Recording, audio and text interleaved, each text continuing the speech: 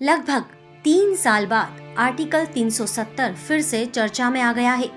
इसे खत्म करने को लेकर खिलाफ दायर की गई याचिका पर सुप्रीम कोर्ट 2 अगस्त से सुनवाई करेगा। क्या है 370? क्यों हो रही है इस पर सुनवाई? क्यों इसे खत्म करना है? ऐसे तमाम सवाल हैं जिनके जवाब आपके लिए जानना जरूरी है। तो आइए जानते हैं अनुच्छेद 370 के बारे में। 5 अगस्त साल 2019 की वो तारीख जिसने 370 की लकीर को मिटाकर भारत के इतिहास में एक नई रेखा खींची। संसद के निचले सदन यानी कि लोकसभा में संविधान के आर्टिकल 370 को हटाने का प्रस्ताव पेश हुआ। केंद्रीय गृह मंत्री अमित शाह ने इसे पढ़कर इस प्रस्ताव के साथ जम्मू कश्मीर से अनुच्छेद 377 को हटा दिया। इसके बाद कश्मीर में शांति बहाल हुई। पत्थरबाजी की जो घटनाएं होती थी उस पर अंकुश लगा और अब एक बार फिर से इसके खिलाफ सुप्रीम कोर्ट में सुनवाई शुरू हुई है। 17 अक्टूबर 1949 को संसद में गोपाल स्वामी आयंगर ने कहा कि हम जम्मू और कश्मीर को नया आर्टिकल देना चाहते हैं। उनका ये कहना था कि आधे कश्मीर पर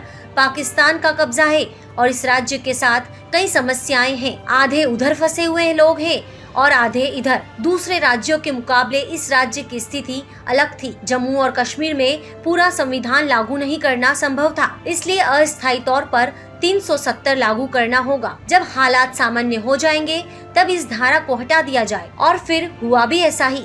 आर्टिकल 370 पार्लियामेंट में पास हो गया। Temporary provision for the state of the Jammu और कश्मीर, जिस पर लिखा गया। इस धारा को संविधान में सबसे आखिर में जोड़ा गया। भारतीय संविधान के 21वें भाग का 370 एक अनुच्छेद है। इसे अस्थायी तौर पर बनाया गया था ताकि बाद में हटाया जा सके। इसमें 3 खंड हैं। तीसरे खंड में लिखा गया कि भारत का राष्ट्रपति जम्मू और कश्मीर के संविधान सभा के परामर्श से धारा 370 कभी भी खत्म कर सकता है। हालांकि अब तो संविधान सभा नहीं रही और ऐसे में राष्ट्रपति को किसी से परामर्श लेने की जरूरत नहीं है। एक जरूरी बात ये कि जब कोई आर्टिकल या धारा स्थायी तौर पर जाने की टेम्परेरी बनाई जाती है तो उस पर कोशिश करने या हटाने की प्रक्रिया भी लिखी जाती है। उसमें लिखा गया कि प्रेसिडेंट ऑफ इंडिया उचित समझे और उन्हें लगे कि समस्याओं का हल हो गया है या वहाँ का जनजीवन सामान्य हो गया है तो वो इस धारा को हटा सकता है। यानी कि धारा 370 भारत की संसद ही लेकर आई है और वही उसे हटा सकती है। इस धारा को लाने का मकसद ये था कि वहाँ जो युद्ध के हालात थे, कश्मीर के लोग पाकिस्तान की तरफ पलायन कर रहे थे। ऐसे में भारत के संपूर्ण संविधान को लागू नहीं किया जा सकता था, इसलिए 370 को जम्मू कश्मीर में लागू कर दिया गया। और इस पूरी प्रक्रिया में सबसे पहले 1952 में नेहरू और शेख अब्दुल्ला के बीच एक एग्रीमेंट हुआ जिसे दिल्ली एग्रीमेंट कहा गया। धारा 370 के प्रावधानों के मुताबिक संसद को जम्मू कश्मीर के बारे में रक्षा, विदेश मामले और संचार के विषय में कानून बनाने का अधिकार है, लेकिन किसी दूसरे विषय से संबंधित कानून को वहां लागू करवाने के लिए केंद्र को राज्य सरकार का अनुमोदन जरूरी होगा।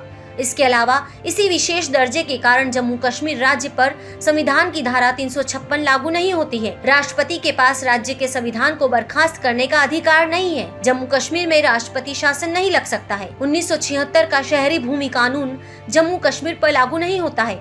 इसके तहत भारतीय नागरिक को विशेष अधिकार प्राप्त राज्य के अलावा भारत में कहीं भी भूमि खरीदने का अधिकार है, यानी भारत के दूसरे राज्यों के लोग जम्मू कश्मीर में जमीन नहीं खरीद सकते हैं। भारतीय संविधान की धारा 307 जिसके अंतर्गत देश में आपातकाल लगाने का प्रावधान है, जम्मू कश्मीर पर लागू नहीं होता है। जम्मू और कश्मीर का भारत में विलय करना ज्यादा बड़ी जरूरत थी और इस काम को अंजाम देने के लिए धारा 370 के तहत विशेष अधिकार कश्मीर के लोगों को उस वक्त दिए गए थे। जम्मू कश्मीर के नागरिकों के पास दोहरी नागरिकता होती है।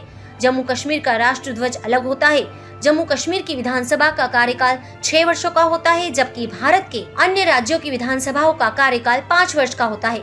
कश्मीर की कोई लड़की किसी बाहरी से शादी करती है तो उसकी कश्मीर की नागरिकता छीन जाती है। तो ये वो सभी अधिकार हैं जो धारा 370 को चरितार्थ करते हैं। अनुच्छेद 370 को एक तरफा निरस्त नहीं किया जा सकता है। इसके लिए ये जरूरी है कि जम्मू कश्मीर और केंद्र इस मामले में एक समान राय रखें।